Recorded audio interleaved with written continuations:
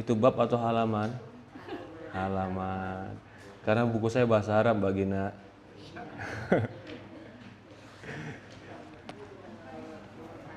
Apa judulnya, Mbak Gina? Oh, hifdzul adhun min sima'il muharramat. Menjaga telinga dari perkara yang haram.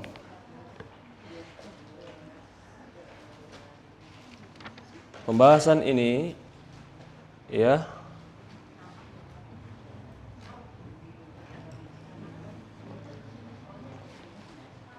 sebenarnya ada beberapa poin yang kita lewati. Kita belum masuk ke dalam poin tersebut sebenarnya. Ya. Ada poin yang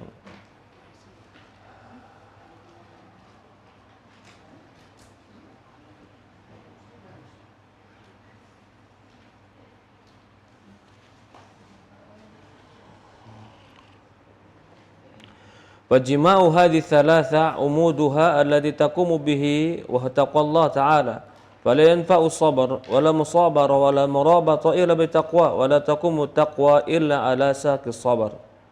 Dia berbicara tentang jadi kemarin poinnya saya ingin menghubungkan dengan pembahasan sebelumnya. Di antara kejelekan perbuatan maksiat adalah memperkuat musuh kita untuk menghadapi diri kita sendiri. Artinya kita punya musuh siapa? Syaitan. Kalau kita berbuat maksiat, maka kita sedang memperkuat pasukan syaitan untuk mengalahkan diri kita sendiri. Padahal harusnya kita memperkuat diri agar bisa menghadapi syaitan. Itu yang kita bahas kemarin. Sekarang bagaimana cara agar kita bisa menjaga diri dan syaitan tidak bisa menyusup kepada keinginan? Saya mau tanya, syaitan itu ngebisikin atau menyusup kepada keinginan sebenarnya? Hah? Ngebisikin sehingga menjadi keinginan. Keinginan itu letaknya di mana? Hati. Itu namanya hasrat, keinginan. Jika hasrat itu besar menguasai, bisa diartikan nafsu. Tapi awalnya adalah betikan keinginan hati. Pertanyaan berikutnya, kalau sudah hati terbetik dan ingin, maka dia akan bisa berangan-angan untuk melakukannya. Bagaimana supaya tidak terbetik dan tidak ingin? Ini pertanyaannya. Maka dia bilang, di antara cara supaya tidak terbetik dan tidak menginginkannya adalah jaga telinga dari yang haram. Jadi telinga nanti akan ada jaga mata, jaga telinga, jaga panca indera. Karena hati tidak akan pernah ingin kecuali ada informasi yang memasukkan ke dalam hati. Ketika informasi tadi masuk ke dalam hati, akhirnya hati berkeinginan. Tadinya nggak pengen beli tas, gara-gara banyak ngeliat di scroll kok tasnya murah ya, kayaknya bagus juga nih tas. Jadi pengen nggak? Di skip yang pertama, enggak. Tapi karena udah pernah terlihat dan pernah keklik, besok keluar lagi tas yang berbeda. Awalnya di skip bisa ngelawan. Kedua, dia tawarin lagi yang lebih bagus plus promo diskon 50%. Waduh. Awalnya nggak mau, tapi jadi mau. Kenapa? Keinginan terus dilihat oleh mata.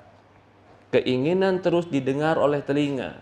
Keinginan terus dirasakan oleh panca indera. Akhirnya keinginan tadi menguat menjadi himmah. Namanya dalam bahasa Arab himmah. Menjadi tekad, bukan hanya niat tapi tekad. Itu contohnya kalau masih keinginan yang halal. Tas masih halal-halal saja. Bagaimana kalau yang dilihat sesuatu yang haram? Anak-anak SMP awalnya dia main game, begitu dia main game tiba-tiba di iklan gamenya ada judi. Di iklan gamenya ada link pornografi. Awalnya dia skip, dia tetap main dengan gamenya. Tapi yang namanya hasrat, lama-lama dia penasaran, apaan sih? Dia skip, keluar lagi. Karena antara game, ya game online, judi dan pornografi, itu linknya berdekatan semuanya.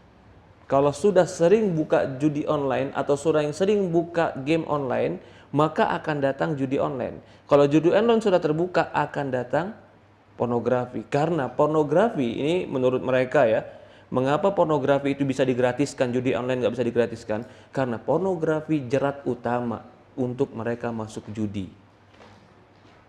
Jadi dikasih dulu yang gratis, yang mereka mau, yang mereka suka.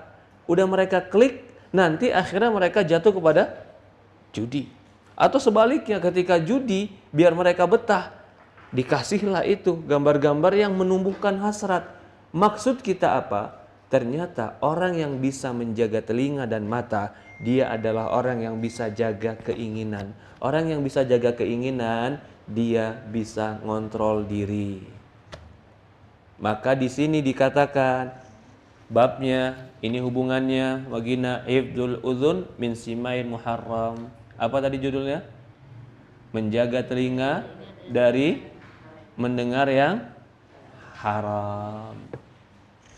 Kenapa bab ini dimasukkan dalam penjagaan diri supaya tidak punya hasrat dalam berbuat dosa? Karena iblis tidak mungkin tiba-tiba masuk ke dalam hati dan keinginan kita kecuali dia menyusup melalui pendengaran kita. Maka jangan suka mendengar sesuatu yang nggak penting. Benar, serius ini.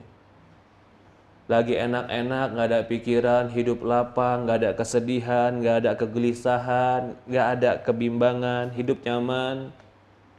Tiba-tiba dengar artis cerai. Apa hubungannya Ustaz? Gelisah lama-lama hati. Overthinking. Yang cerai orang lain, kita yang overthinking. Allahu Akbar. Kenapa seperti itu? Mendengar sesuatu yang terkadang menyibukkan hati kita. Hati nggak punya telinga, yang punya telinga itu kepala, tapi hati bisa berpikir apa yang didengarkan oleh telinga. Tapi kalau yang didengar nasihat, begitu habis kajian pulang ke rumah, yang didengar Ustadz tadi keinget, iya ya. Akhirnya hati pun lama-kelamaan menjadi baik karena yang didengar baik. Jadi hati itu bagaikan bejana. Ini kaitannya. Pernah dengar dikatakan hati bejana? Karena bejana itu tempat nampung. Tempat nampung. Apa yang dimasukkan di bejana dia nampung. Yang dimasukkan daging dia masak. Yang dimasukkan air dia masak. Yang dimasukkan sayur pun dia masak. Yang tergantung apa yang dia masukkan. Hati pun begitu.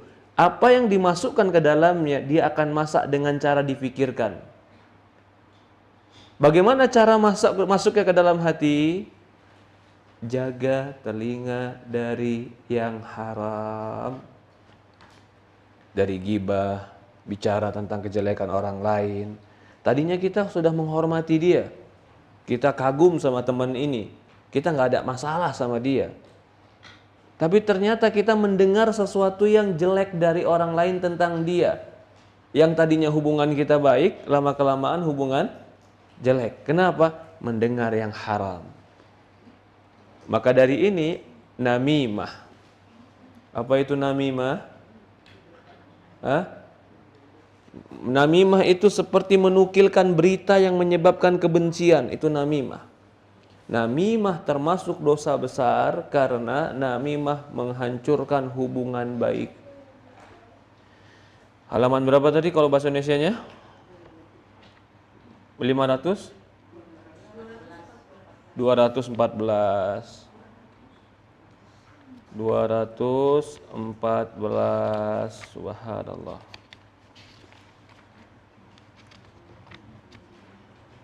Saya baca ya. Menjaga telinga dari hal-hal yang haram. Saya baca Arab sedikit. Tsumma imtana'u thaghur udhun an yadkhulu minhu ma yufsidu 'alaikumul amr. Kemudian bunuhlah musuh tersebut berkata, cegahlah pos telinga agar dia tidak dimasuki hal-hal yang merusak urusan kalian. Maksudnya di sini Ya, siapa yang berkata di sini? Selanjutnya musuh tersebut berkata, itu kan bahasa Indonesianya. Siapa yang dimaksud di sini? Iblis. Apa kata iblis? Cegahlah para cegahlah telinga agar tidak dimasuki hal-hal yang merusak urusan kalian. Jadi setan nggak mau kalau telinga kita dengar yang baik-baik. Setan nggak mau kalau telinga kita dengar nasihat untuk takut sama Allah, nggak mau. Cegah telinganya, jadikan telinganya nggak suka dengerin itu. Sibukkan telinganya dengan yang lain, yang akhirnya kalian bisa menyusup ke dalam hati dia tanpa ada yang bisa merusak urusan kalian. Jadi begini, bisikan syaitan itu bagaikan virus yang menyusup ke dalam hati, atau bagaikan bakteri yang menyusup ke dalam jiwa. Kalau dia sudah masuk ke dalam keinginan dan hasrat, maka akan rusak keinginan dan hasrat, karena sudah masuk bakteri-bakterinya. Agar bakteri ini nggak masuk, dan kalau dia seandainya masuk dia tidak banyak mempengaruhi, kita butuh imunisasi. Betul tidak? Jadi kalau dia udah masuk, itu tidak terlalu merusak keinginan kita. Pertanyaannya, apa yang menjadi imunisasi telinga sehingga ketika iblis atau syaitan membisikkan kejelekan tidak terlalu merusak bakterinya di dalam hasrat kita? Apa imunisasinya? Baik Pak, dipahami pertanyaannya? Paham? Hah? Quran, zikir, hah? Cerita tentang neraka, cerita tentang surga. Begitu ada hasrat jelek, ingat tadi Ustadz cerita tentang siksa kubur. Itu sebenarnya adalah imunisasi hati. Ketika bakteri-bakteri iblis ingin menyusup dan ingin menyesatkan kita, mungkin tetap ada keinginan tapi nggak terlalu sakit, nggak terlalu merusak. Maka majelis ilmu, majelis taklim, kajian itu sebenarnya imunisasi hati. Menguatkan hati supaya hati tidak berhasrat ingin melakukan yang jelek. Betul, semua jiwa manusia terkadang punya hasrat yang jelek. Inna nafsala amaratun bisu. Manusia punya hasrat berbuat jelek. Kebanyakan nafsu itu punya hasrat berbuat jelek. Tapi hasrat itu bisa diobati, diminimalisir, bahkan bisa dicegah sebelum dia masuk. Obatnya adalah ilmu. Jadi kalau dia masuk, ada ilmu yang menangani dia, yang menetralkan dia. Contoh, ya, ketika hasrat mengatakan, aduh pengen nih saya sekali liburan.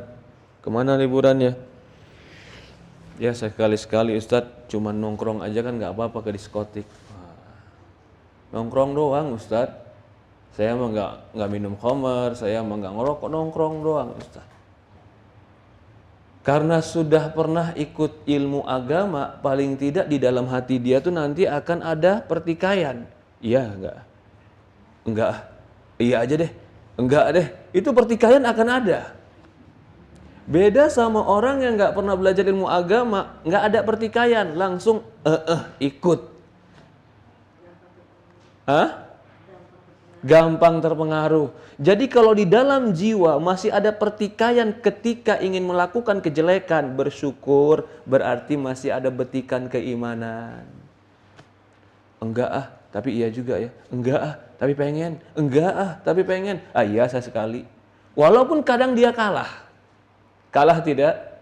Sering kalah apa sering menang? Sering kalah atau sering menang? Ya begitu deh Ustaz. Kalau lagi sholat, kalau lagi zikir, kalau lagi baca Qur'annya kuat, sering menang. Tapi kalau lagi lampu merah Ustaz, sholatnya kurang, zikirnya kurang, ada bisikan, kayaknya langsung oke aja, gas tancap langsung. Apa sebab? Kita di dalam diri butuh iman. Kembali lagi, iman tumbuh karena ilmu. Pahami ini. Sehingga kita paham kenapa saya butuh dengerin nasihat. Bukan tiba-tiba kita jadi orang baik, enggak. Bukan tiba-tiba kita harus menjadi orang paling soleh, enggak. Kita butuh imunisasi buat hati kita sendiri. Kita butuh penguat untuk diri kita sendiri. Kata Ustadz nggak boleh loh. Dia ingat tuh kajiannya. Dia cari tuh catatannya. Ternyata catatannya tinggal di masjid. Yang dia ingat cuman kajiannya, dengerannya. Oh, saya ikut deh. Yang kemarin di YouTube saya lihat lagi, Ustadz. Menguatkan saya. Itu butuh. Itu butuh. Jangankan laki-laki, wanita, itu semua butuh. Apalagi wanita. Wanita mana yang lebih mendominasi? Perasaan atau akal? Perasaan. Ada maling pun kalau udah nangis depan wanita, dimaafkan sama wanita. Udah nangis, Ustadz, mau gimana? Padahal maling, jelas-jelas maling. Habis dilepasin dia ketawa, lari kabur. Kalau sama laki-laki, maling nangis, belum tentu dilepasin. Bisa jadi dipukulin. Ketika wanita yang lebih mendominasi hati, lalu hatinya nggak pernah diberikan ilmu, siapa yang akan mendorong dia? Mau arah kemana hatinya? Lemah dia. Lemah. Khuliqal insanu dhaif.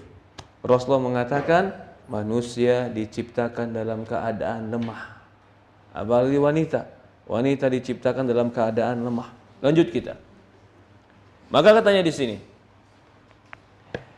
kata iblis, jaga pos telinga dia. Jangan sampai telinga dia mendengar sesuatu yang merusak urusan kita. Tadi. Jangan sampai telinganya mendengar yang baik-baik. Jadi urusan kita berantakan nih, jadi sulit ntar kita. Berusaha dengan sungguh-sungguh agar tidak ada yang memasuki telinga selain kebatilan. Oke. Begitu dia senang yang dengar-dengar, dia suka yang dengar-dengarnya pun bukan yang baik. Tapi terkadang, maaf, di-coverkan seolah-olah bentuknya baik. Padahal yang dia dengar nggak baik. Contoh, mau saya masukkan yang kedengarannya baik tapi masuk ke dalam hati sebenarnya nggak baik. Contohnya, Mbak Gina, Islam itu rahmatan lil alamin, benar tidak? Islam itu Allah Maha Pengasih, Maha Penyayang, iya tidak? Maka Allah pasti pengasih kepada hamba-hambanya, ya. Kalau begitu biasa-biasa aja dalam beragama. Karena Islam ini rahmat lil alamin, buat apa kamu ngeberat-beratin diri? Condong hati ke situ. Nanti begitu diajarkan Quran dan hadis yang sebenar-benarnya, karena sudah masuk bakteri itu, apa yang terjadi? Saya nggak suka yang begitu. Defense, dia akan menolak. Dia akan menolak. Kenapa? Udah masuk sesuatu yang syubhat. Ada syubhat, ada syahwat. Syubhat itu merancukan, syahwat itu menafsukan. Jadi iblis terkadang memasukkan ke dalam hati kita syubhat, kerancuan dalam beragama, agar kerancuan itu menjadi keyakinan, sehingga ketika ingin masuk sesuatu kebenaran, kebenaran ditolak karena kerancuan sudah menjadi sebuah keyakinan. Dengerin aja ke dia sesuatu yang jelek-jelek. Jadi kalau dengerin yang jelek-jelek, iblis gak bakalan ganggu. Tapi kalau dengerin yang baik-baik, coba aja bapak-bapak dengerin yang baik-baik waktu khutbah Jumat. Baru imamnya innal hamdalillah assalamualaikum. Gimana Pak biasanya Pak? Langsung ngantuk, nggak denger apa-apa, subhanallah. Nggak denger apa-apa. Dia nggak pernah capek tidur siang kecuali di masjid Jumatan, ya subhanallah. Karena setan nggak mau dia denger yang baik-baik, nggak mau. Tapi begitu denger yang jelek-jelek, bisa dia melek nggak tidur, walaupun di malam hari. Maka kata setan di sini, jaga pos telinga. Jangan biarkan masuk ke dalam telinganya yang baik-baik, masukkan ke dalam telinganya yang jelek-jelek, sehingga bisa mudah urusan kita ketika kita ingin masuk ke dalam hatinya. Lanjut, jadi kejelekan itu ada syubhat, ada syahwat. Syubhat itu adalah kerancuan dan kesalahan dalam berkeyakinan masalah agama. Maka dari ini para ulama dulu selalu menasehatkan jangan dengerin syubhat. Perkara-perkara yang rancu, yang tipis, yang abu-abu, yang membingungkan, yang membimbangkan, yang seolah-olah benar padahal ingin menutup kesalahan, para ulama dulu nggak mau dengar kayak begituan. Sekali berimam Ahmad pun nggak mau. Imam Ahmad suatu hari pernah mau lewat di depan orang-orang yang selalu mendakwahkan kesesatan, tapi bercover dengan kebaikan. Kalau Imam Ahmad lewat majelis mereka, Imam Ahmad tutup telinga, takut kepikiran apa yang mereka ucapkan. Karena kalau kepikiran yang mereka ucapkan dan masuk ke dalam hati kita menjadi pikiran kita, akhirnya kita ragu dengan keyakinan kita, yang benar bisa keluar, yang salah bisa masuk. Yang tadinya sudah kita yakini kebenaran, keluar dalam diri kita. Yang masuk adalah satu kesalahan. Kesalahan menjadi sebuah keyakinan. Ketika kesalahan sudah menjadi sebuah keyakinan, bagaimanapun cara orang menyampaikan kebenaran, tidak akan pernah dia dengar lagi. Karena kesalahan sudah menjadi keyakinan dia. Melalui apa masuknya? Melalui telinga. Jaga telinga dari yang tidak bermanfaat. Jaga telinga. Banyak sebenarnya contoh-contoh di zaman sekarang yang kita mendengar seolah-olah biasa, padahal itu merusak iman kita. Hari-hari ini lagi rame anak-anak muda yang bercanda tapi melaknat Abu Bakar. Iya, melaknat Abu Bakar sambil tertawa. Kalau kita biasakan itu, nanti kita anggap lucu, melaknat sahabat itu lucu. Padahal di hati orang beriman itu tidak boleh, mutlak tidak boleh. Tidak ada toleransi bagi mereka yang mencela sahabat Rasulullah SAW. Rasulullah mengatakan, la tasubbu ashabi, jangan kalian cela sahabatku. Bahkan Rasulullah mengatakan dalam riwayat lain, barang siapa yang mencela sahabatku tidak lain mereka munafik. Munafik di zaman Rasulullah SAW, orang yang mencela sahabat itu masuk golongannya munafik. Lanjut kata dia, agar tidak ada yang memasuki telinga selain kebatilan. Hal ini akan terasa ringan dan indah bagi hawa nafsu. Pilihlah kata-kata yang paling manis dan paling mempesona di pikiran. Jadi dia seolah-olah menggiring pakai pikiran dulu. Pikiran kita dimasukkan demi sedikit sampai kita mengiyakan apa yang dia ucapkan. Ya, kayak tadi digiringnya contoh, Allah Maha Pengasih, Maha Penyayang. Allah Maha Pengampun. Islam itu rahmatan lil alamin. Islam itu bukan agama yang keras. Islam itu agama yang memberikan kasih sayang kepada siapapun. Ini semua pernyataan ini semua benar apa salah? Benar, pernyataan ini benar. Tapi dia akan menggiring kepada sebuah masalah. Apa masalahnya? Contoh yang kemarin juga tersebar, jangan kau mengatakan orang yang tidak mengucapkan la ilaha illallah masuk neraka. Bisa jadi dia masuk surga dengan amalnya yang lain.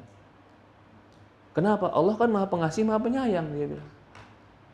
Kalau sudah masuk ke dalam hati dan kita nggak punya ilmu, yang tadi kita bilang nggak punya vaksin untuk membantahnya, dia akan menyerap ke dalam hati dan dia akan menduduki hati menjadi keyakinan. Apa kita bilang? Betul Allah Pengasih Penyayang, tapi ada batasnya. Barang siapa yang tidak mau mengucapkan la ilaha illallah, tidak akan mungkin dapat rahmat Allah. Sebesar apapun amal dia, seindah apapun amal dia, sebesar apapun jasa dia, kalau dia tidak mau mengucapkan la ilaha illallah, itu sudah hukum Allah, nggak bisa diganti. Abu Thalib pamannya Rasulullah, banyak nggak jasanya? Tapi matinya nggak mau mengucapkan la ilaha illallah, masuk apa? Neraka. Azar, bapaknya Ibrahim alaihissalam. Bapaknya Ibrahim alaihissalam, dia pernah mengantar Ibrahim alaihissalam untuk hijrah. Tapi dia mati dalam kekafiran, Allah larang mendoakan bapaknya. Nuh alaihissalam, dia sangat sayang sama anaknya dan dia pengen anaknya naik ke dalam kapal. Tapi anaknya ketika itu nggak mau naik dalam kapal. Bahkan anaknya berkhianat kepada bapaknya. Karena dia tidak mau mengikuti agama bapaknya, walaupun dia anak Nabi, walaupun di pamannya Nabi, walaupun dia ayahnya Nabi, sebesar apapun jasanya, kalau dia tidak mau mengucapkan la ilaha illallah, Allah tidak akan bisa memasukkan dia ke dalam surga. Ini bukan hukum kita, tapi hukum Allah. Allah yang mengatakan itu. Innallaha la yaghfiru ayyushraka bihi wa yaghfiru ma duna dzalika liman yasha. Lanjut katanya, wa alqa kalimat fa in ra'aitahu minhu isgha ilaiha. Kalau kamu lihat dia sudah mulai pengen dengar masalah itu, maka fazawwiju bi akhwatiha, tambah lagi dengan kalimat-kalimat yang mirip dengan itu. Ya, apabila kalian melihatnya condong kepada kata-kata tersebut, ini terjemahan Indonesianya, datangkanlah kata-kata lain yang serupa. Jadi diberikan server yang hampir sama. Oke? Dan ini ternyata beginilah cara untuk membangun di dalam jiwa keinginan dan pikiran dan menggiring pikiran seseorang. Dan cara ini ternyata sekarang terpakai. Dulu, ini Imam Ibnu Qayyim nulis kapan nih, Bu? Ini Imam Ibnu Qayyim nulis buku ini 600 tahun yang lalu. Tapi 600 tahun yang lalu dia sudah tahu tata cara bagaimana untuk membangun sebuah pikiran. Berikan satu kalimat yang dia suka. Kalau dia sudah suka kalimat ini, berikan kalimat-kalimat yang semisalnya dan terus berulang. Nanti kalimat-kalimat itu akan kokoh dalam dirinya. Sekarang, orang pun dalam dunia marketing pakai cara ini. Ini kita bicara yang halal ya. Kalau tadi kan cara setan bicara yang haram. Apa bicara cara marketing? Coba lihat saja. Kamu punya media sosial. Dia akan lihat nih, media sosial kamu lingkungannya kemana teman-temannya. Kalau teman-temannya orang yang seperti ini, condongnya seperti ini, dia pasti akan datangkan nanti iklan-iklan ataupun semisalnya yang seperti apa yang kau condongkan. Contoh, kalau media sosialnya dia biasa follow, like, dakwah. Nanti tanpa sadar akan keluar terus akun dakwah. Tapi ketika dia di media sosialnya pertama kali yang dia like itu adalah mungkin kemaksiatan, maka akan terus keluar berita-berita itu. Kenapa kata Ibnu Qayyim? Karena ini sudah cara menjerat cara berpikir supaya kita tahu kecondongan hati dan kesukaan dia.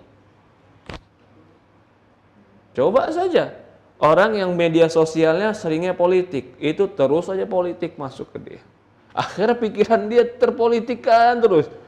Ya, kayaknya kita ini Ustaz, bentar lagi perang dunia ketiga Ustaz. Kenapa?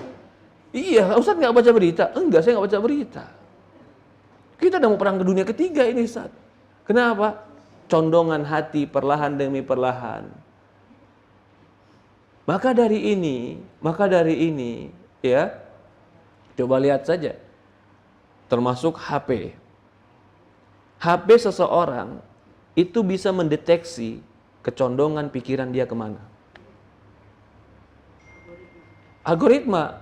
Ini bahasa, kalau dulu bahasanya Ibnu Qayyim bukan digunakan algoritma, tapi Ibnu Qayyim bilang apa? Lemparkan sebuah kalimat kepada dia. Kalau dia sudah mulai condong dan suka dengan itu, lemparkan dengan yang semisal dengannya dan terus sampai dia mau. Kalau bahasa sekarang mungkin algoritma. Coba HP yang dipegang anak kecil 7-8 tahun yang biasa main game. Kita buka pasti ujungnya nanti semua game. YouTube-nya juga film anak-anak. Kan begitu. Karena supaya terus dibangkitkan dalam pikiran dan hasratnya untuk suka kepada itu. Apakah cara ini? Kalau sekarang ini cara sudah lebih termanajemen kalau zaman sekarang. Zaman dulu manajemen ini dipakai oleh siapa? Ibnu Qayyim 800 tahun yang lalu sudah mengatakan manajemen ini dipakai oleh iblis membangkitkan hasrat dalam diri. Ternyata Ibnu Qayyim, para ulama terdahulu sudah memberikan kita lampu merah. Hati-hati.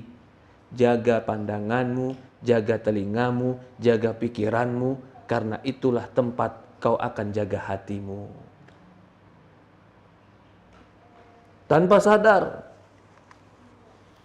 sadar, orang-orang yang nikah muda, ya pernikahan muda, dia suka dengan bagaimana rumah tangga yang baik, kan biasa begitu. Dia buka tuh rumah tangga yang baik. Akhirnya keluar akun-akun yang isinya semua impian-impian indah dalam kehidupan. Suami yang baik, yang lembut, yang royal, suami yang meratukan dia. Begitu dia datang dalam kehidupan asli, kok suami saya nggak seperti yang di konten ini? Hah? Kayaknya saya salah pilih suami ini saya. Wallah, tidak sesuai dengan angan-angan. Padahal yang dia tonton itu semua acting, yang dihadapi kenyataan. Jangan pernah menjadikan acting dan pura-pura sebagai standar hidup kenyataan. Tapi ternyata saya baca beberapa tulisan, beberapa berita, banyak terjadi perceraian cuman gara-gara terpengaruh dengan media sosial. Pikirannya dirusak, hatinya dirusak, hasratnya dirusak, keinginannya dirusak. Kembali lagi, Ustadz, gimana supaya menetralkan pikiran itu? Apa jawabannya? Ilmu, belajar ilmu agama, baca Quran, baca kisah para sahabat, dengar nasihat. Penting dengar dulu, diamalin mantar nggak apa-apa. Tapi kalau terus dinasehatin, paling tidak itu akan masuk ke dalam pikiran dan dalam hati yang akhirnya itu paling tidak bisa diva itu menolak subhat-subhat yang masuk ke dalam diri. Lanjut lagi. Berhati-hatilah agar jangan sampai pos ini dimasuki oleh firman Allah. Pos apa tadi? Telinga. Dan jangan dimasuki sabda Rasulullah.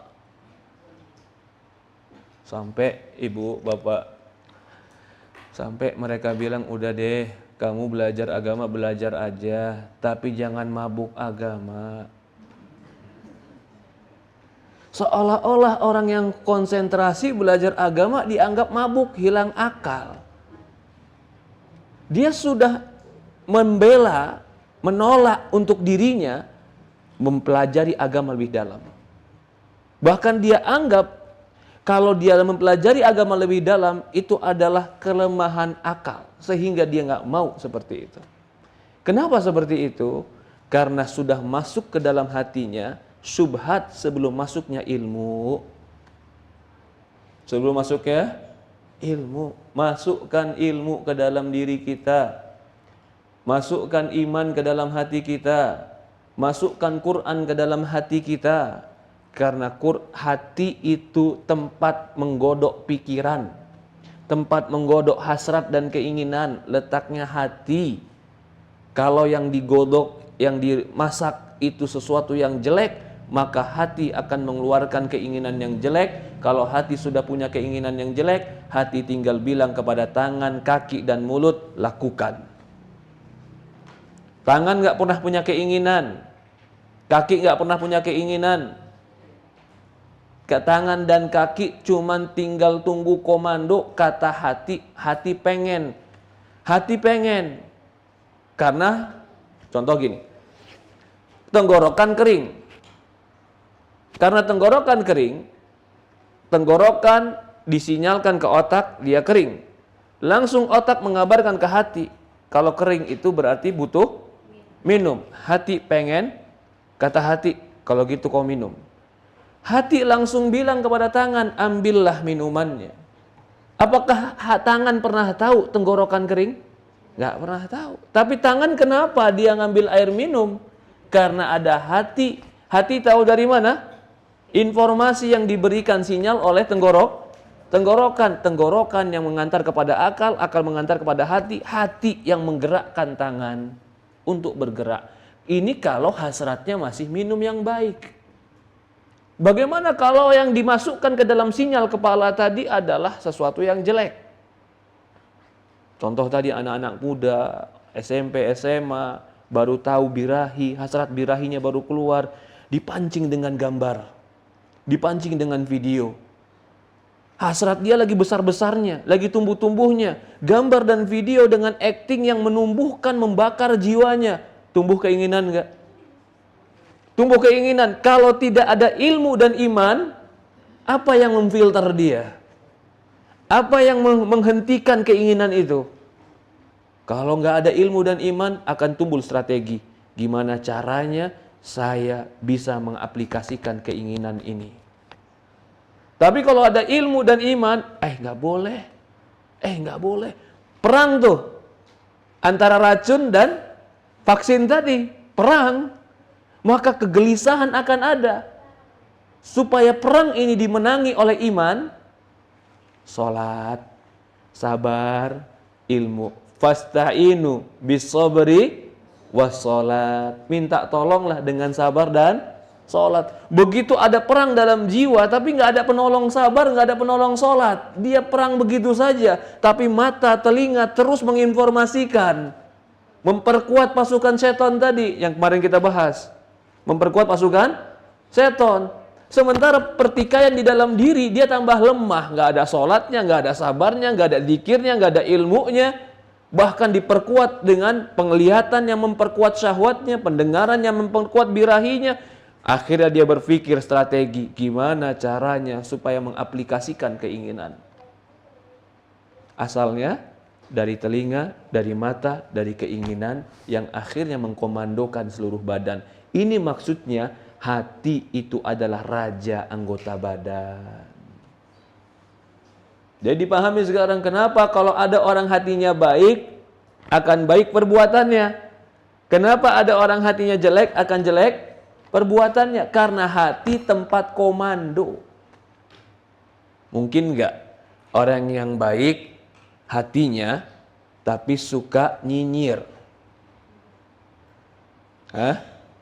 Suka hasad, jatuhin orang, gibahin orang. Dia baik kok Ustaz. Oke. Tapi kalau dia baik, seharusnya lisan dia juga baik. Enggak, tapi lisan dia jelek sama orang saja Ustaz, sama saya mah baik. Hari ini karena dia duduk sama kamu, dia baik sama kamu. Tapi kalau kamu enggak ada, siapa yang menjamin dia tetap baik dalam keadaan seperti itu? Karena hati itu tidak bisa ada yang tahu. Kita enggak tahu hati orang.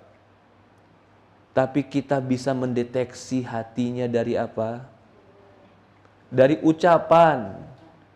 Dari ucapan, dari perkataan, dari perbuatan. Itu deteksi. Walaupun itu bukan pasti. Tapi biasanya yang terucap itu bagian kecil daripada keinginan hati. Bagian kecil dari hasrat dalam jiwa. Maka dari ini Rasulullah mengatakan dalam sebuah hadis, fa inna fil jasadi mudghah. Di dalam diri ada segumpal darah. Idza saluhat saluhat jasadu kullu wa idza fasadat fasadat jasadu kullu. Ala wa hiya qalb. Di dalam diri ada segumpal darah. Kalau dia baik, baik seluruh anggota badannya. Keinginannya baik, perbuatannya baik, hasratnya baik, ucapannya baik, berarti hatinya baik. Wa in fasadat, kalau jelek hatinya, penuh marah, penuh benci, penuh dengki, penuh iri, pasti perbuatannya jelek. Ucapannya jelek, tingkah lakunya jelek. Dia berusaha menjegal orang. Fa idza fasadat fasadat jasadu kullu ala wa hiya qalb. Itulah yang dikatakan hati. Hati imunisasinya, penjaganya, penguatnya, vitaminnya adalah ilmu. Ilmunya apa maksudnya Ustadz? Ilmu yang kembali kepada Quran dan hadis. Maka Rasulullah mengatakan, "Nunazzilu minal Qur'ani ma huwa syifaa'un." Kami turunkan dari Quran itu obat. Lima fis sudur, dari apa yang ada di hatimu. Yang mengatakan Al-Quran itu obat di hati adalah Allah. Imunisasi hati itu Al-Quran adalah Allah. Jadi kalau kita, poin lagi, ternyata di dalam hati ada dorongan melakukan kejelekan. Itu kadang-kadang gelisah. Apalagi ketika hati sedang berperang dengan iman. Ketika dorongan itu kuat, kamu ingin mengalahkan dorongan kuat itu, maka bacalah Quran. Wasta'inu bis-sabri was-salat. Innallaha ma'as sabirin. Kata Allah apa? Minta tolonglah dengan sabar dan salat. Ketika goncangan di dalam hati ingin melakukan sesuatu yang salah, salat. Baca Quran, zikir, a'udzubillahi minasyaitonirrajim. Puasa, itu diantaranya itu. Diantaranya itu. Maka kalau ada anak-anak muda yang hasratnya masih kuat, tenaganya masih kuat, tapi maaf, ilmu dan akalnya belum sempurna dan kurang agamanya, ya subhanallah. Siapa yang bisa mengikat dia untuk di atas kebaikan? Gak ada. Semua dia tabrak, semua dia langgar, semua dia lawan. Kenapa? Hasrat masih kuat, tenaga masih kuat, pikirannya masih pendek. Sehingga dia bisa melakukan segalanya. Kalau gitu gimana Ustaz cara menjaga yang seperti itu? Masukkan imunisasi ke dalam diri dia. Apa imunisasinya? Ilmu agama, nasihat. Jadi ibu itu, nih ya ibu tuh orang harus paling pandai nasehatin. Dek, jangan dek. Ya. Atau jangan kalimat jangan dek. Dia cerita tentang sekolahannya, teman dia begini, teman dia begitu, teman dia begini. Di situ kita masukin, jangan ya dek. Kamu tuh anak baik. Kamu harus jaga diri. Itu ibu harus pandai menasihatin. Kalau ibu nggak pandai berbicara, nggak pandai menasihatin, nggak pandai masuk ke dalam hati anak untuk memberikan imunisasi, nanti yang masuk ke dalam hati dia bukan kebaikan, malah bisikan-bisikan teman-teman yang terkadang jelek. Maka kalau ibu nggak ada di hati anak, berat bagi anak untuk bisa mendengar ucapan ibu. Jadi kembali juga ke parenting. Ibu itu harus ada posisinya di dalam hati anaknya. Dihargai, dihormati, dicintai. Jangan anak jadi rival. Jangan anak jadi musuh. Jangan ibu sama anak ketemu kayak api sama air. Jangan. Kalau kayak begitu keadaannya gimana mau nasihatin dia? Gimana mau bimbing dia? Sementara hati dia butuh bimbingan dan butuh nasihat. Lanjut. Bisa juga dengan cara merendahkan ucapan-ucapan tadi. Lanjut ya. Jangan masukkan ke dalamnya ucapan Quran, jangan masukkan sabda Rasul ataupun ucapan para pemberi nasihat. Ucapan para pemberi nasihat ini di mana dapatnya? Di majelis ilmu. Berarti diusahakan jangan sampai datang majelis ilmu. Kalau mau datang, aduh pengen datang sih Ustaz, cuman gak sempet. Coba kirim linknya aja Ustaz. Udah, dikirim linknya. Ustaz insya Allah ya, nanti linknya saya buka. Begitu baru dibuka sebentar linknya, Ustaz kajian, baru 3 menit dia sambil senderan. Sama kayak bapak-bapak Jumatan tadi yang khutbah Jumat, sama dia. Langsung tidur, kebaikan gak kedenger udah. Kebaikan gak kedenger. Semua ini maka kata dia di sini, ataupun ucapan para pemberi nasihat, jika kalian tidak mampu mencegah semua itu. Kalian nggak mampu mencegah dia mendengar Quran, nggak mampu mencegah dia mendengar hadis, nggak mampu mencegah dia untuk datang ke majelis ilmu. Apa yang dilakukan? Maka cegahlah ia dari memahaminya. Dia datang cuman nggak paham. Kayak tadi khutbah Jumat, dia datang cuman tidur. Mau merenunginya dan mengambil pelajaran darinya, nggak dipaham-pahamkan. Dari ini doa Rasulullah SAW kalau zikir pagi petang, Allahumma inna nas'aluka ilman. Ternyata ini rahasianya kenapa minta supaya dipahamkan ilmu.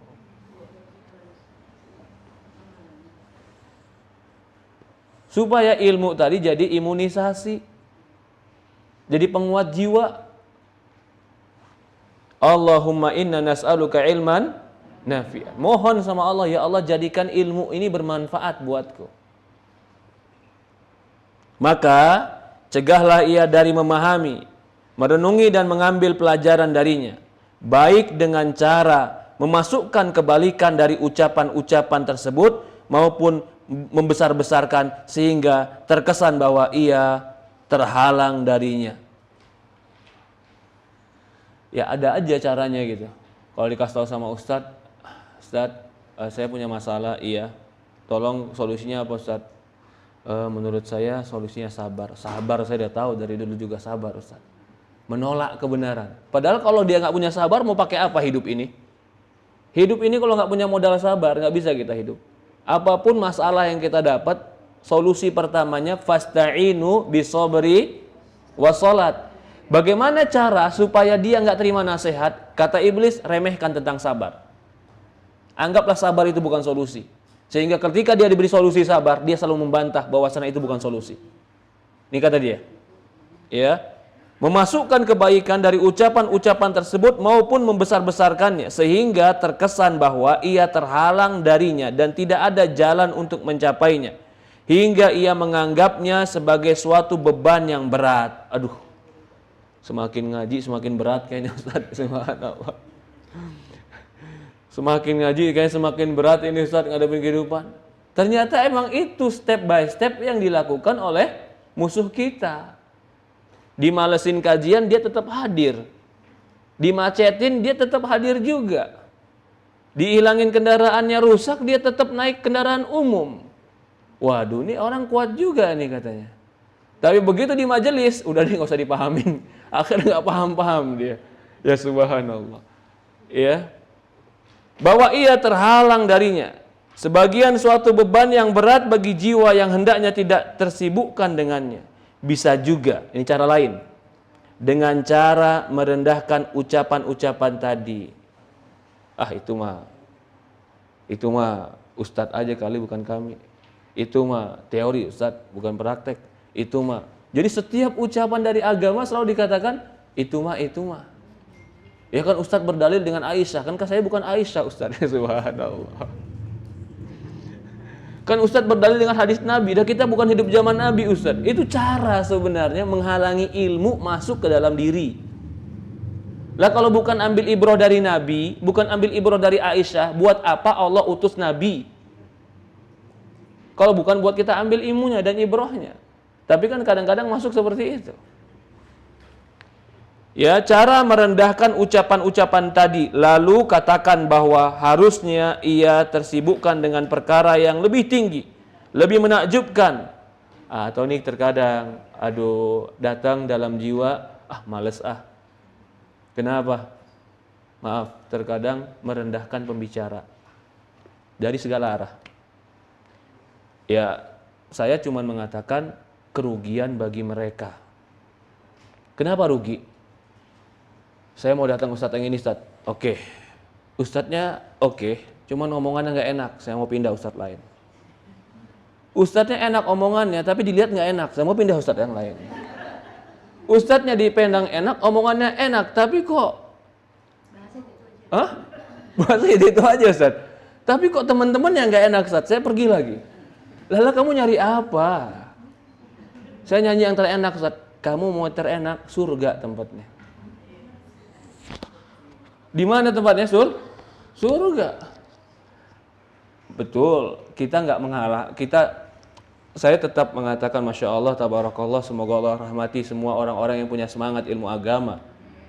Tapi kadang-kadang tertipu dengan keadaan. Siapa nih Ustadznya? Rame nggak yang datang? Dia rame yang datang, bukan materinya dia butuh atau enggak. Seandainya rame yang datang pun kamu duduknya di mana? Di belakang, panas, gerah, mau pipis juga susah. Subhanallah. Akhirnya bukannya taklim malah ngomel. Aduh, ini rame banget. Walaupun berkah Allah kasihkan ilmu tetap, tapi yang penting itu adalah ilmu masuk atau tidak. Itu yang penting. Ustadznya terlalu serius, pengen ustadz yang gak serius dong. Akhirnya ada aja alasannya. Pokoknya cari alasan paling gampang. Cari alasan paling gampang. Begitu ustadznya nggak terlalu serius juga, agak santai, ustadznya terlalu letterlock sama kitab. Masya Allah. Nggak bisa, ya sedikit kasih terlalu, apa ya, nah, udah seolah-olah udah. Ingat, itu cara iblis supaya ilmu nggak masuk. Maka kalau sebelum hadir, Allahumma inna nas'aluka ilman nafi'an. Ya Allah, aku mohon padamu ilmu yang bermanfaat. Bahkan bisa jadi ustadz-ustadz yang kita nggak kenal, yang kita nggak tahu, tapi karena keikhlasan dan kejujuran dia, nasihat dia lebih masuk ke dalam hati kita. Air tidak akan pernah naik ke atas, air akan turun ke bawah. Ada hati yang merasa di atas, dia tidak akan pernah terisi dengan ilmu. Kapan dia merasa di atas? Merendahkan pembicara, itu hati yang di atas. Ilmu gak bakalan pernah masuk. Gak bakalan pernah masuk. Ustadz, saya kan S2. Ustadz S2 belum? Belum. Enggak, saya gak mau dengerin Ustadz. Ya kan saya S1-nya agama. Kalian S2-nya bukan agama. Kalau masalah agamanya mungkin kalian sebagian masih bukan merendahkan, tapi dari sisi lain kita jangan sampai ada kesempatan-kesempatan iblis membencikan kita dengan ilmu agama. Jangan sampai itu. Jangan sampai itu. Ustadznya hebat, gelarnya doktor, S3, bahkan S1, S2, S3-nya semuanya bagus. Oke. Tapi kalau kajian lembek banget Ustadz, anak ngantuk. Astagfirullahaladzim. Tanya sekarang, ilmunya manfaat nggak? Manfaat. Dia orangnya baik nggak? Baik. Lalu kamu nggak bisa masuk, salah dia atau salah kita? Kayaknya salah dia deh, saya Masya Allah. Ya, kayaknya salah dia deh, bukan salah saya. Coba jadi pelajar, jadi tolabul ilmi yang hatinya siap di bawah, agar air turun ke bawah. Lanjut lagi. Adapun kebenaran adalah hal yang harus diabaikan. Ini dia, berikutnya. Tadi, kalau dia mau dengar, jadikanlah yang dia dengar itu dia remehkan. Kalau seandainya dia dengar kebenaran, apa strategi iblis berikutnya? Abaikan kebaikan tadi. Orang yang mengucapkan kebenaran adalah orang yang menampakkan diri pada permusuhan. Sampai kelasnya ini. Orang yang mengucapkan kebenaran tadi ditanamkan bagi diri dia kebencian. Ini mah orang munafik, orang pura-pura, orang ini pendusta. Sehingga kebenaran yang akan dia ucapkan gak suka. Oleh karena itu, meraih keuntungan dalam pandangan manusia lebih utama dikedepankan. Ini poin berikutnya. Dijadikan dia senang mendapat pandangan manusia. Ini banyak nih yang kayak begini, terutama teman-teman anak-anak muda ya. Kalau dia ngaji, cuman ngaji serius, anak muda biasanya nggak mau. Tapi kalau dia ngaji, dia dapat kedudukan juga, dia dapat kehormatan, dia dapat pujian, dia dapat status, dia lebih suka. Benar apa salah ini ucapan saya? Waktu kajian dia nggak pernah tahu di mana duduknya, tapi begitu Ustadz bubar dia paling pertama kali Ustadz foto bareng. Allah. Habis itu dia pasang status. Langkah hijrah begitu berat. Subhanallah.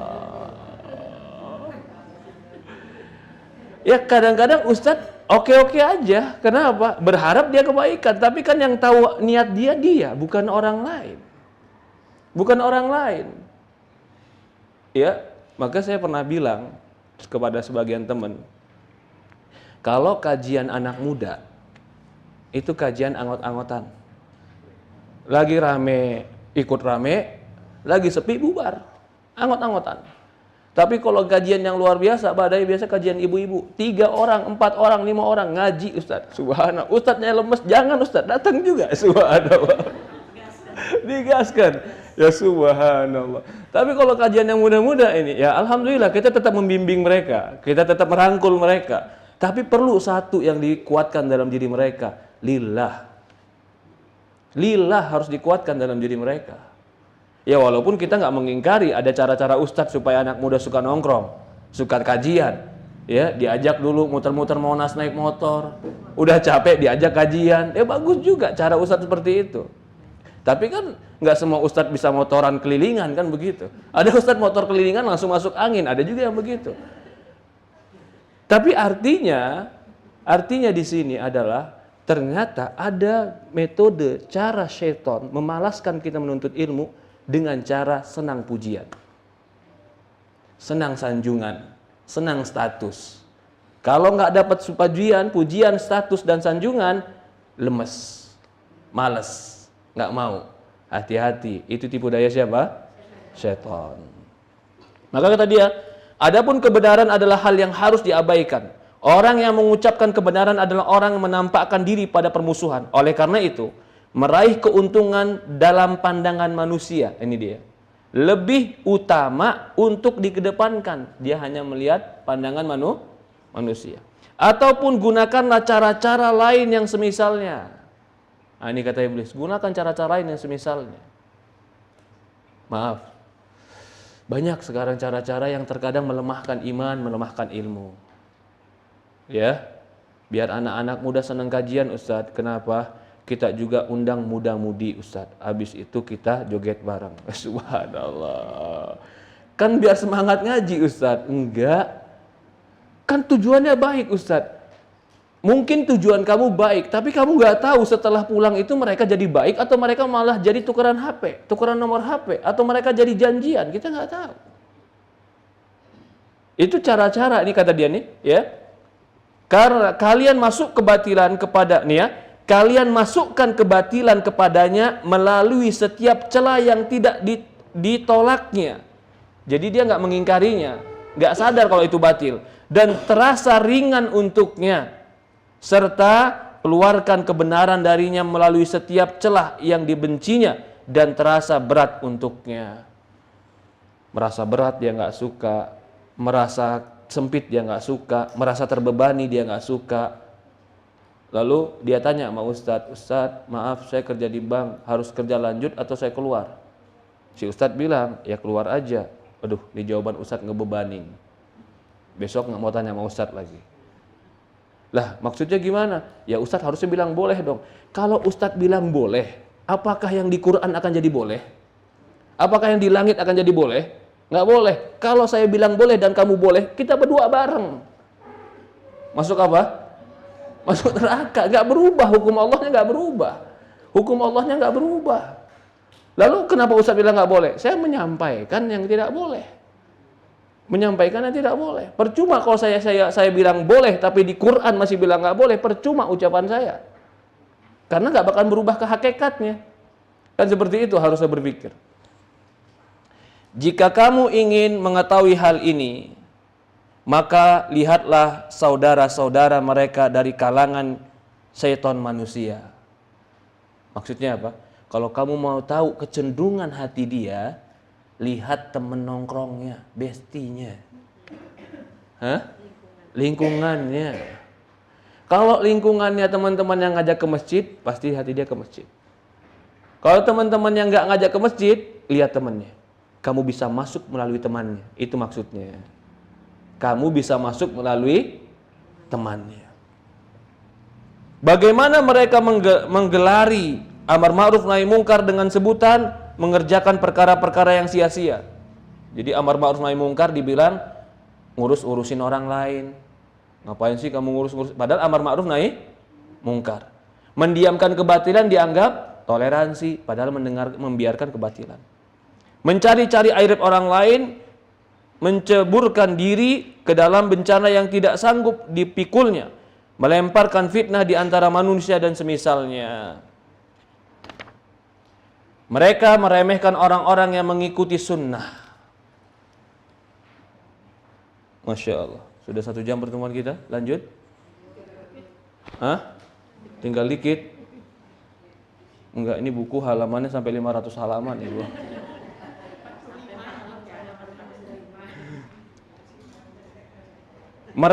Mereka berusaha meremehkan orang-orang yang mengikuti sunnah. Diremehkan dengan itu mah orang lemah, itu mah orang nggak berpendidikan, itu mah orang terbelakang, itu mah orang kolot, itu mah orang kampungan. Itu mau orang ekstrim, itu mau orang teroris, udah. Dan menjuluki sifat-sifat Allah yang disebutkan oleh Allah dan Rasulnya dengan julukan mujassimah. Ini lebih paham lagi. Ya, artinya ini dalam akidah ya. Ya macam-macam lah disebut mujassimah. Ya, kalau jilbabnya mulai besar, warnanya mulai hitam disebut Wahabi.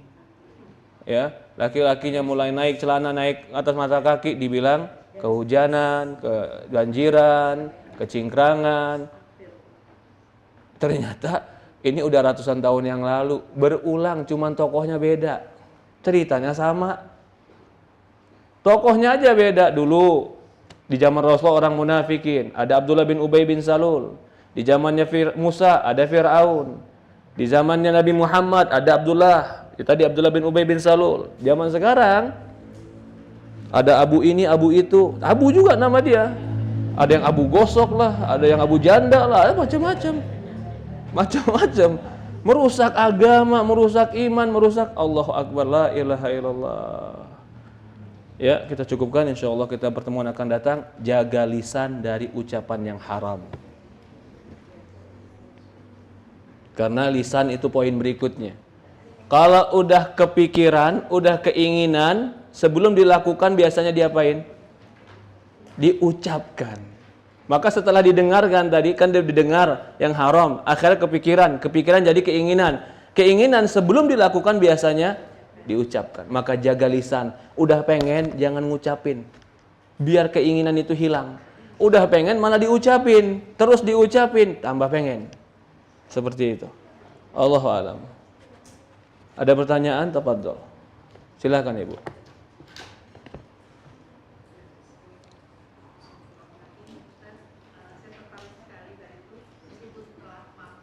Jazakallahu khair. Sama kita telat Ibu.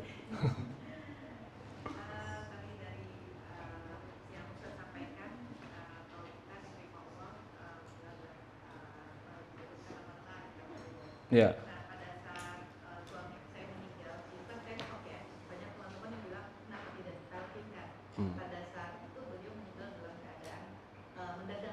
Oke.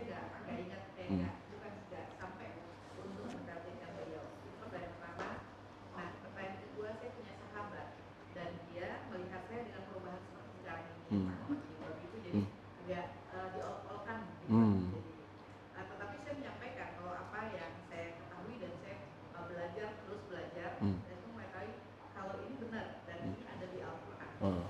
Nah dia bilang saya nggak mau berbuat seperti kamu karena apa? Suami saya rindu dengan pakaian saya sekarang. Oke. Nah itu bagaimana ya Ustaz? Karena kan kita pengennya berteman sama-sama membawa ke surga. Terus yang ketiga yang saya tanyakan, ada beberapa tempat ilmu kajian yang saya lihat gitu ya, yang kemudian ustadznya itu ikut nyanyi gitu Ustaz. Oke. Membawa apa? Kayak yang banyak dari sekarang yang kajian-kajian itu terus nyanyi begitu kan yang ustadznya itu kan selawatnya itu seperti itu. Saya rasa saya kurang nyaman dengan begitu. Jadi saya rasa kalau memang kita kan dilarang menjauhi yang namanya menyanyi musik gitu. Ini ada musiknya gitu. Itu bagaimana Ustaz? Iya, pertama si ibu bercerita tentang suaminya meninggal yang tiba-tiba dan mungkin ketika itu belum sempat untuk mentalkinkan. Pahami ya, kalau dia Islam, jadi walaupun di akhir hayatnya tidak mengucapkan la ilaha illallah, tapi dia pernah mengucapkan la ilaha illallah, dia tetap berhak menjadi penghuni surga. Tapi kalau di akhir hayat mengucapkan la ilaha illallah, itu afdol dan lebih spesial. Bukan berarti ketika tidak mengucapkan pasti kerusakan, tidak. Baginda Nabi kita Muhammad SAW itu mengatakan, man kana akhir kalami la ilaha illallah dakhala jannah. Barang siapa yang akhir ucapannya la ilaha illallah dan masuk surga. Artinya itu bukan berarti yang tidak mengucapkan la ilaha illallah masuk neraka, bukan. Kalau dia pernah mengucapkan la ilaha illallah dan dia sebagai muslim, tetap semua muslim berhak untuk mendapatkan surga Allah. Bahkan poin berikutnya, baginda Nabi kita, apakah meninggalnya mengucapkan la ilaha illallah? Jawabannya tidak. Loh, Nabi nggak mengucapkan la ilaha illallah meninggal? Tidak. Lalu Nabi mengucapkan apa ketika meninggal? Rasulullah ketika meninggal mengucapkan sambil menunjuk jarinya ke atas, fi rafiqil a'la. Aku akan naik ke rafiqil a'la. Rafiqil a'la itu di samping Allah Subhanahu wa taala. Kata para ulama, memang dia nggak mengucapkan la ilaha illallah, tapi dia tetap dalam rangka mengingat Allah. Di sini para ulama berdalil kalau begitu mengucapkan la ilaha illallah ketika meninggal bukan syarat mutlak, tapi afdoliyah. Tapi syarat mutlak itu kita harus muslim. Wala tamutunna illa wa antum muslimun. Jangan kalian meninggal kecuali kalian dalam keadaan Islam. Itu yang mutlaknya.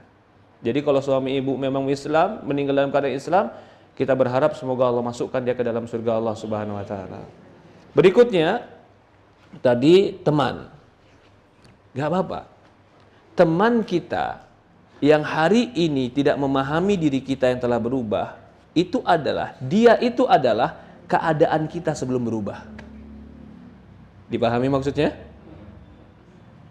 Teman kita yang belum memahami perubahan kita, dia itu adalah diri kita sebelum kita berubah. Maka kita harus bersikap baik dengan dia, bertoleransi dengan dia, sebagaimana kita juga dulu seperti itu.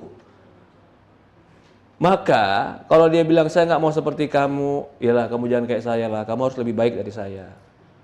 Kan begitu.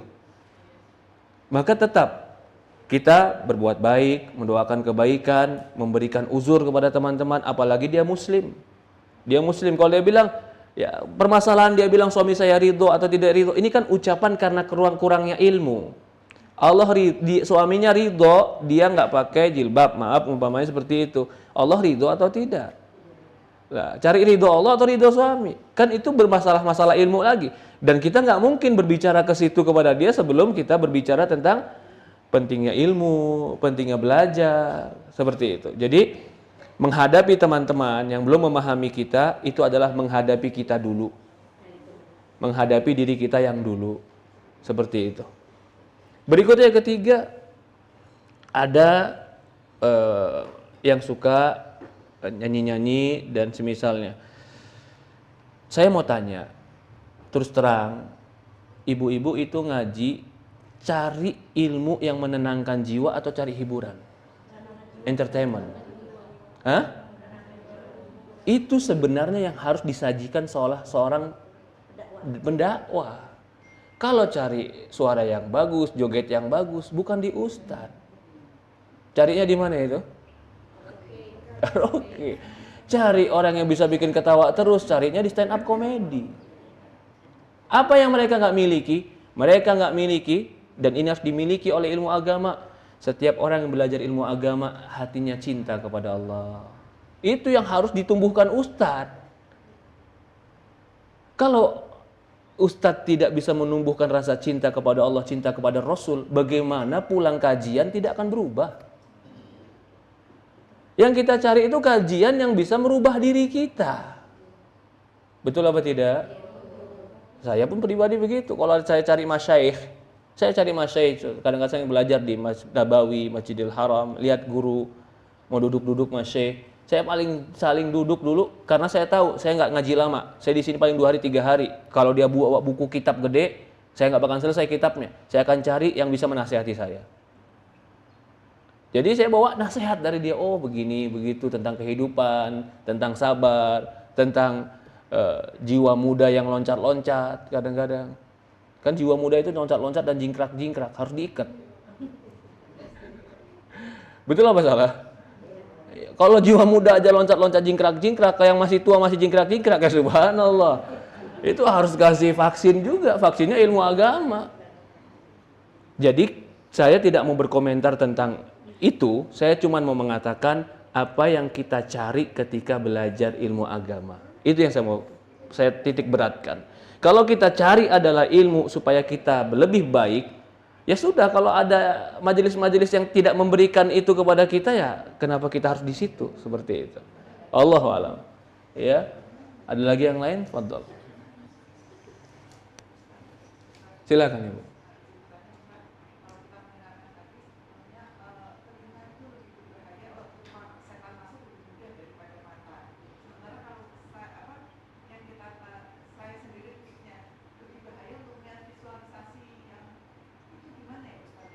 Betul. Enggak. Oke. Tadi kita bilang telinga pos bisa masuk ke dalam hati, tapi bukan berarti dia yang paling bahaya. Tapi kalau mata sudah bergabung dengan telinga, itu hipnotis yang paling tinggi. Hipnotis yang paling tinggi. Tapi yang tertinggi itu sebenarnya mata. Maka Allah katakan, Qulil mu'minin yaghuddu min absari, Qulil mu'minin yaghuddu min absarihim. Katakan kepada orang beriman, tundukkan pandangan dan jaga kemaluan. Kenapa tundukkan pandangan dan jaga kemaluan? Kenapa dikaitkan dengan pandangan lalu kemaluan? Karena pandangan itu bisa membangkitkan hasrat. Kenapa bukan tutup telinga dulu? Karena pandangan informasinya cepat. Jadi kalau tadi ada pemahaman atau mungkin ada ucapan saya mengatakan telinga yang paling bahaya, itu mungkin ucapan saya salah atau mungkin saya nggak mengucapkan itu. Tapi yang saya ingin menegaskan adalah pandangan bahaya. Tapi ketika pandangan dan mata, pandangan dan telinga gabung, berkolaborasi, itu bisa terhipnotis luar biasa. Maka orang hipnotis pertama kali itu apa? Pandangan kan? Lihat ke sini, dilihat dulu nih. Dia tes dulu dengaran kita. Perhatikan yang saya bicarakan, karena antara pandangan dan mata, pandangan dan telinga, kalau jadi satu, pikiran akan bisa masuk. Maka itu kalau anak-anak udah nonton, dipanggil ibunya, kupingnya budek, padahal matanya yang nonton. Karena udah tercampur tuh di situ. Ya, Allahu a'lam. Jadi memang pandangan berbahaya, Ibu. Silakan.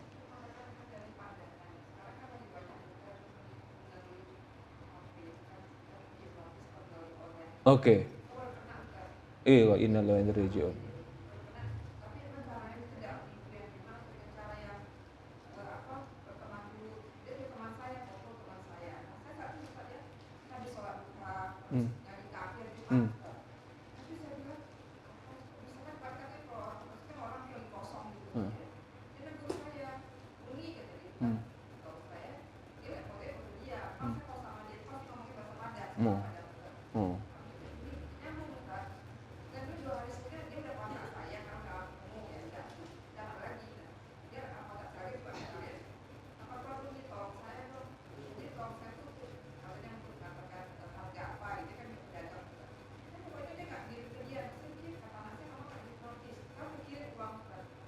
Tapi bukan dia yang terima.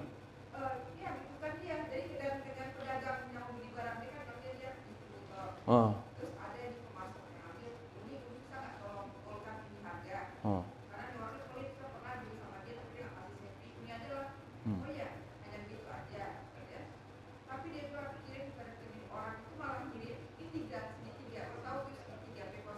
Oke. Oh.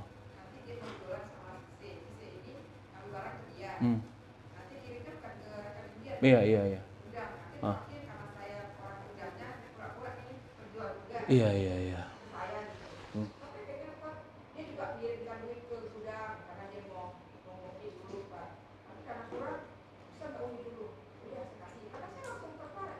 Iya. Iya.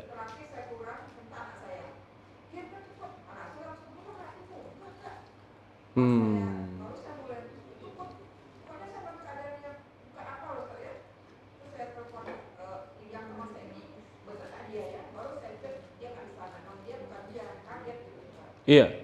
Jadi betul di situ ada hipnotis melalui telinga. Tak.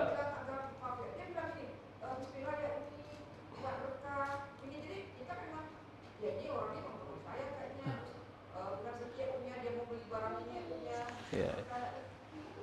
Iya. Jadi Ibu, ada sebuah kisah iblis ngajarin ayat kursi kepada Abu Hurairah. Pernah dengar kisah itu? Datang dia, aku lapar ya Abu Hurairah. Padahal Abu Hurairah waktu itu diamanain Rasulullah jangan kasih siapa-siapa nih barang zakat. Dia datang, aku lapar nih Abu Hurairah. Abu Hurairah kasihan, kasih. Kata Rasulullah, kamu kasih? Iya. Besok dia datang lagi, dia itu setan. Datang lagi dia. Bilang lagi lapar. Dikasih lagi sama Abu Hurairah. Dikabarin lagi Rasulullah, dia besok datang lagi, kamu jangan kasih.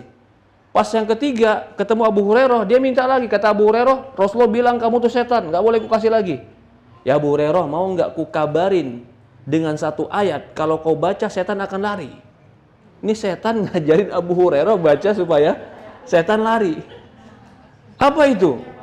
Apa itu? Kata dia. Kata Abu Hurairah, baca ayat kursi, setan akan lari. Akhirnya Abu Hurairah menganggap, ini nggak mungkin setan dong, masa setan ngasih tahu? Dikasih lagi sama Abu Hurairah. Yang ketiga, barulah Abu Hurairah ketemu Rasulullah. Ya Rasulullah, dia ngajarin aku ayat kursi. Shadaqaka wa huwal kadzub. Yang dia ajarin benar, tapi dia itu pendusta. Jadi, ya mungkin saja beberapa keadaan setan itu bisa membawakan seolah-olah kebaikan, seolah-olah kesolehan, tapi sebenarnya dia sedang menipu manusia. Jadi kalau kita positifnya bagaimana? Kita berpikir baik saja. Allah Subhanahu wa taala tidaklah Allah memberikan man yuridillahu bi khairan yusib minhu. Tidaklah ada orang yang Allah inginkan kebaikan kecuali Allah berikan musibah. Uang kita diambil Ustadz, ya itu celengan di akhirat. Celengan di akhirat. Nanti begitu di akhirat ada pengadilan Allah, dia didatangkan, kita didatangkan, dia ngambil uang kita. Dia mau ganti uang kita, berapa kemarin di dunia? 15 juta. Dia bilang nih saya ganti 15 juta. Di akhirat diganti 15 juta buat apa? Udah nggak ada mall, nggak ada rumah makan, nggak ada pasar, nggak mau kita. Nggak mau nggak ibu di akhirat diganti 15 juta lagi sama dia? Pasti bilang Allah, kalau gitu kamu ridhonya apa? Ya Allah, amal soleh dia aja buat saya. Ya Allah, puasa dia saja buat saya, sedekah dia saja buat saya. Mau nggak mau dia bayar dengan amal solehnya kepada kita. Kita nggak pakai amal, tapi amal soleh orang buat kita. Itu bagi mereka yang dizolimi. Allahu alam. Ya, ada lagi yang lain? Silakan Ibu. Waalaikumsalam warahmatullahi wabarakatuh.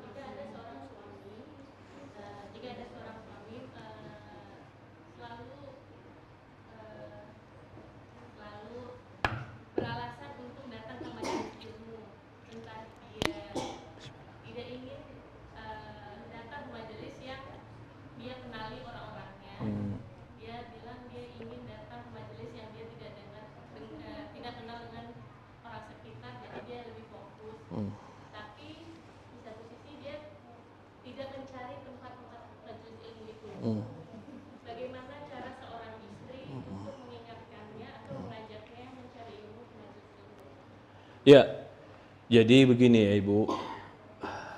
Level laki-laki itu macam-macam.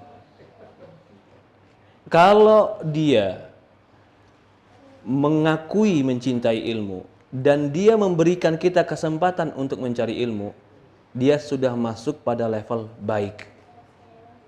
Paham?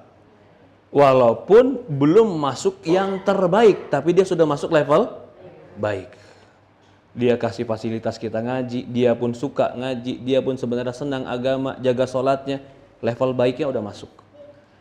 Orang yang level baik sebenarnya akan ada waktu dia mencintai kebaikan itu untuk diajak kebaikan lebih mudah.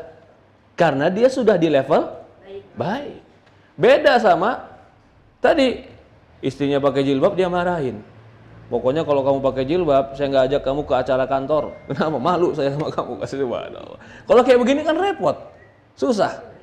Intinya, ya maka saya pahami bagaimana cara mengajak suami yang terkadang seperti itu.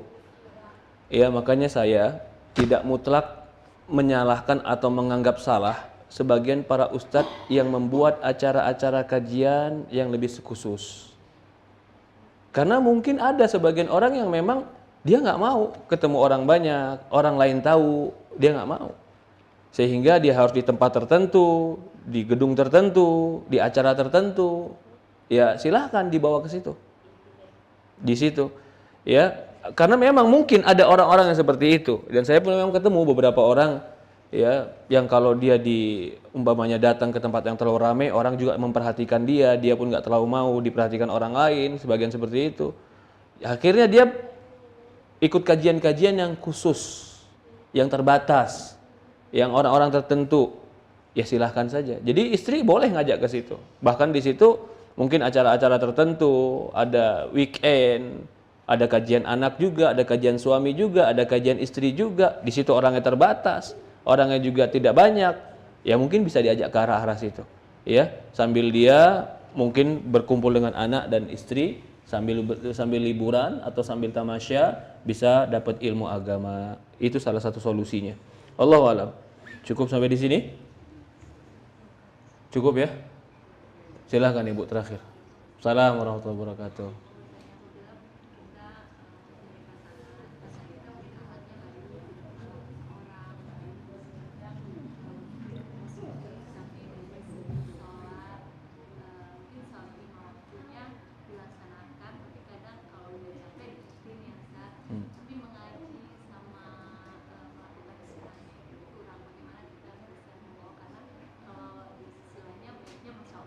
Masya Allah. Saya mau tanya Ibu, kenapa sholat malam, baca Quran, puasa Senin Kamis hukumnya disunnahkan oleh Allah? Hah? Karena kalau diwajibkan akan memberatkan. Maka posisikanlah yang sunnah itu sunnah. Penting nih ibu-ibu ini. Kadang-kadang ibu-ibu semangat, dia semangat duha, semangat qiyamul lail, semangat baca Quran. Hah? Tapi anaknya kalau nggak duha dimarahin. Tapi anak ada sholat 5 waktu, boleh nggak Ustaz? Saya bilang jangan. Kenapa? Allah tidak mewajibkan, kita nggak perlu mewajibkan. Karena Allah tidak mewajibkan, pasti ada hikmahnya. Pasti ada kebijaksanaannya. Ya tidak? Lalu gimana Ustaz? Tapi saya pengen dia lebih. Yang ada adalah motivasi. Motivasi apa bedanya dengan marah? Marah itu adalah justifikasi, hukuman. Motivasi itu adalah dorongan. Perkara yang sunnah itu cuman bisa dorongan, motivasi. Jangan perkara yang sunnah itu dijadikan hukuman. Dipahami maksud saya? Enggak kok Ustaz, saya enggak menghukum, cuman saya bilang kamu malas doang. Itu hukuman. Bukankah kalimat menghakimi kamu itu malas, itu hukuman atau bukan? Hukuman. Jadi maksud saya lebih kepada kalau dia sudah sholat 5 waktu, perbuatannya baik, tanggung jawabnya baik, dia kurang mengerjakan sunnah, oke, kita memberikan motivasi. Jangan berikan hukuman. Apa hukumannya? Kadang-kadang kita nggak sadar nih hukumannya. Kamu tuh malas banget sih sholat malam. Sholat malam dong kamu. Kalimat malas banget. Itu hukuman atau motivasi? Menjatuhkan itu hukuman atau motivasi? Ya, sholat deh. Doain anak kita. Semoga anak kita jadi anak soleh. Lalu apa yang jadi pikiran dia umpamanya? Jadi kerjaan. Ya, bangun deh. Mudah-mudahan kerjaan ayah dimudahkan sama Allah. Itu motivasi. Jadi kita lebih baik berucap kalau perkara sunnah kepada motivasi.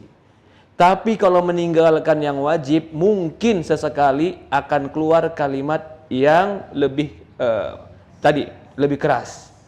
Lebih keras karena wajib ditinggalkan tidak boleh. Wajib ditinggalkan tidak boleh. Jadi intinya bagaimana caranya?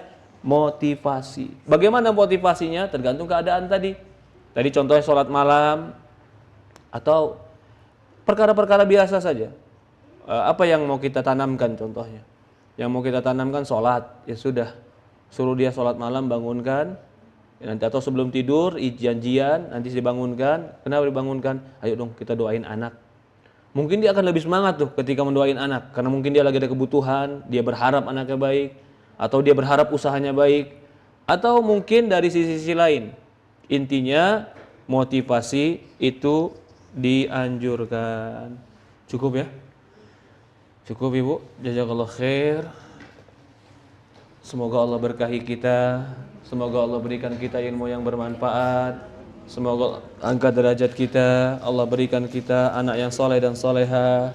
Allah berikan kita rizki yang baik, amalan yang diterima, dan Allah ampuni dosa-dosa kita. Subhanakallahumma wa bihamdi, asyhadu an la ilaha illa anta, nastaghfiruka wa atubu ilaik. Assalamualaikum warahmatullahi wabarakatuh.